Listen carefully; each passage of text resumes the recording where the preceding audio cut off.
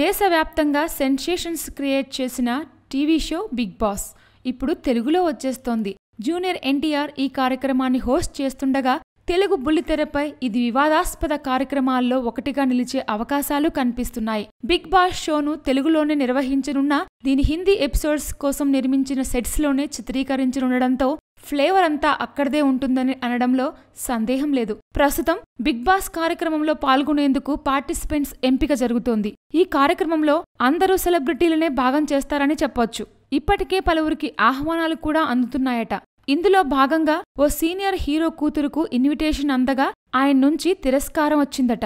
అలాగే హీరోయిన్ అయ్యేందుకు ప్రయత్నిస్తున్న ఓ డైరెక్టర్ కూతురుకు కూడా బిగ్ బాస్ నిర్వాహకుల నుంచి ఆఫర్ వచ్చిందట. కానీ ఆ డైరెక్టర్ కూడా ఈ పిలుపును తీవ్రంగా ఖండించారట.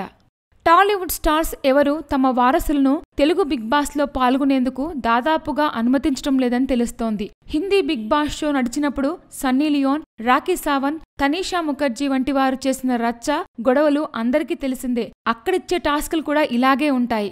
అయితే కెరీర్లో ఇబ్బంది పడుతున్న పలువురు చిన్న హీరో హీరోయిన్లు మాత్రం బిగ్ బాస్ నుంచి పిలుపు కోసం ఆత్రంగా ఎదురుచూస్తుండడం విశేషం. Please subscribe. Hi, it's me Purna. Please subscribe.